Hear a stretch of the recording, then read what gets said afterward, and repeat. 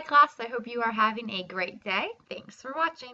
Today we are going to learn about the War of 1812, and this is from Chapter 10, Section 3. So before we learn that after Jefferson acquired the Louisiana Purchase, the nation doubled in size. Today we are going to learn that the nation gained confidence and worldwide respect as a result of the War of 1812. Here is the vocabulary. Please pause the video and copy down these terms. So our key question, what conflicts with other nations did the United States have in the early 1800s? So the path to war. The U.S. was paying tribute, protection money to Tripoli so the Barbary pirates would not harass U.S. ships. I think this is so interesting that they were actually paying them off to be left alone. So the Pasha, the ruler of Tripoli, wanted more money. In response, Jefferson sent Stephen Decatur in February 1804 to destroy the U.S. ship Philadelphia, which was under the control of the pirates. Decatur set the ship on fire, and then escaped while under enemy fire, which is pretty scary if you ask me. So this war with Tripoli showed how hard it was for the U.S. to stay out of foreign affairs while its citizens were involved in overseas trade. We also have problems with France and England. War broke out between France and Great Britain in 1803. So the U.S. wanted to stay neutral and not get involved, but Great Britain seized U.S. ships heading to France, and France seized U.S. ships heading to Great Britain. So Great Britain was in dire need of sailors for their navy and enforced the policy of impressment or kidnapping American merchant sailors. And they said, well, these people are British, but what they did not recognize is that they became U.S. citizens. So yeah, maybe they were British citizens at one point, but not anymore. So between 1803 and 1812, the British impressed about 6,000 Americans to work on British ships. I'd be pretty upset if that happened to my family or friends. So, instead of declaring war, which he did not want, Jefferson banned all foreign trade. He called this peaceable coercion. So, in December, Congress passed the Embargo Act of 1807, which forbade American ships from sailing to foreign ports, as well as British ships from sailing to American ports. Here's the thing, though. U.S. farmers lost key markets, people that they were, did business with.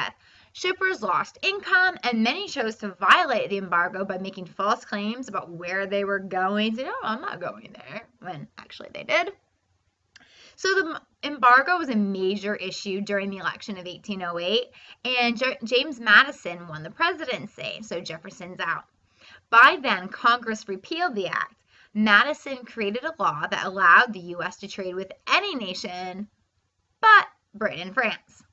Trade with these two countries would resume when they respected U.S. ships. Then we'll trade with you, trying to hurt France and Britain. But anyway, neither the embargo or this law was successful and actually ended up hurting the U.S. economy. So Tecumseh and the Native American unity. So other issues that we're having. Americans were mad at the British for interfering with their ships' impressment, and they believed the British were trying to stop the U.S. expansion in the Northwest by stirring up Native American resistance to frontier settlement. Tecumseh, a Shawnee chief, vowed to stop the U.S. from taking the natives' land. Okay, because remember, the natives are living on this land. It's not just like land that's, no one's there and the settlers come in. I mean, they are pushing out the natives who already live there. That's their home.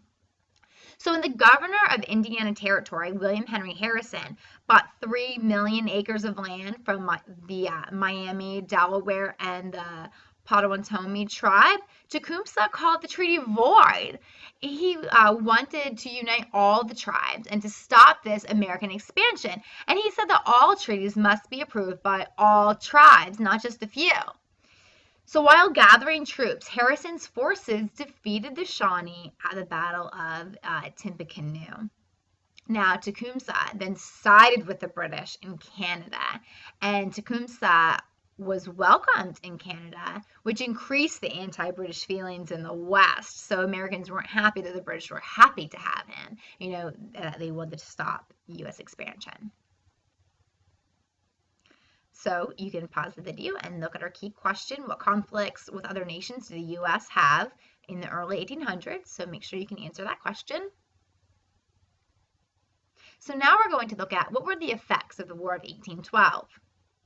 Some Americans were fed up with the British, especially the Westerners, and wanted war with Britain. Northeasterners, though, on the other hand, they did business with Great Britain, and they were not so eager to go to war because they relied on them for their business.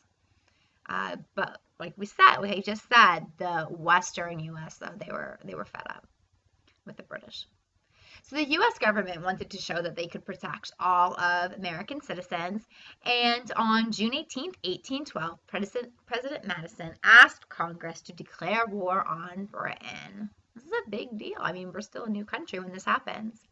So we're going to look at two phases of the war. The first phase, Great Britain concentrated on its war with France. They did send ships, though, to blockade the U.S., but mainly their big focus is France and not the U.S. at this point. So although the U.S. military was small, the U.S. Navy won victories with ships such as the Constitution and the ship the United States, and U.S. confidence was boosted that, hey, we're beating Great Britain. And there's also triumph on Lake Erie. The most important U.S. naval victory took place on Lake Erie. In September 1813, the British set off across the lake to attack the U.S. Commodore Oliver Hazard Perry sailed out to meet them in his ship, the Lawrence, which flew a banner that read, "Don't give up the ship." And for 2 hours, the ships exchanged cannon fire. Perry's ship was demolished by the British and the guns put out of action. But this is so cool. Perry did not give up. While still being fired at, Perry and 4 companions escaped and rowed to another ship, and they actually took this banner with them as well. He took control of this ship and forced the British to surrender. So when the Americans saw this banner, "Don't give up the ship," they were inspired and fought and ended up winning. So he sends the message, "We have met the enemy and they are ours."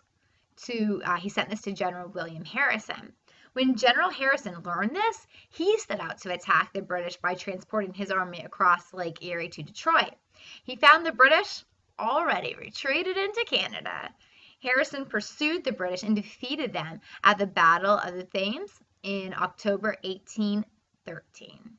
This battle ended the British threat in the Northwest. It also killed Tecumseh, who we learned about in the last section, who was fighting for the British. So phase 2. The second phase of the war took place after the British defeated Napoleon in Europe in April of 1814. So the British were now free to put all their forces against the U.S. In August of 1814, the British were marching to Washington, D.C., and President Madison and the other officials fled. They fled D.C. But President Madison's wife, Dolly, stayed behind to save important objects from the White House. She escaped right before the British burned down the White House. And one of the things she saved was a portrait of George Washington. So after burning the Capitol, the British attacked Fort McHenry in Baltimore. While detained on a British ship, Washington lawyer named Francis Scott Key, does that sound familiar at all, watched the all-night battle. At dawn, he saw the U.S. flag was still flying. He then wrote the poem, "The Star-Spangled Banner," which became our national anthem. So when you sing that song, you can think now about the War of 1812. Meanwhile, the British sent a force across Lake Champlain from Canada. Their goal was to push south and cut off New England. But the plan failed when the U.S. defeated the British in the Battle of Lake Champlain in September of 1814. And now we're going to look at the Battle of New Orleans, which actually made Andrew Jackson a hero and famous. So in the South, the British moved towards the port of New Orleans, Louisiana. In December of 1814, dozens of ships ships carrying 7,500 British troops approached the coastline of Louisiana. The Americans patched together an army under General Andrew Jackson in order to defend themselves. The British attacked Jackson's forces on January 8, 1815. The Americans had a strong victory. Look at this. Casualties, 71 Americans were dead. For the British, 2,000. I mean, that's crazy. 71, against 2,000. Ugh. I mean, it's awful. Those people, died, but that's a huge difference. So this battle made Jackson a hero. The problem was the War of 1812 was already over when this battle was fought. They didn't have computers and email and news in a flash. The news was slow to get into them, so they did not know that the war was already over. It was actually over for 2 weeks. But anyway, the Americans and the British signed the Treaty of Ghent, and since the mail was slow, the forces did not know this and fought the Battle of New Orleans anyway. So let's look at the legacy of the War of 1812. No territory changed, and trade disputes were left unresolved. For example, nothing was done about the British impressment. You know how they were stealing people from U.S. ships and taking them? Nothing was done. It wasn't ended. Even though we had this war, it still happened. But British held territory in the American Northwest led to American expansion in the settlement in that area. So you do have Americans, moving more towards the West. American patriotism increased with its heroes such as Jackson and Perry. The war broke the strength of the Native Americans who had sided with the British. Americans were forced to make goods they previously imported when trade was interrupted. This led to the growth of American manufacturing. And it also increased optimism about the nation's future, since the U.S. had already defended itself against one of the mightiest military powers. So Americans now thought, wow, we didn't do too shabby in this War of 1812, and then they started to believe that their nation would survive and prosper. But the Treaty of Ghent showed that the War of 1812 really did not have a clear winner. So that's everything. We'll go into more detail in class. So thank you for tuning in, and I look forward to seeing you in class.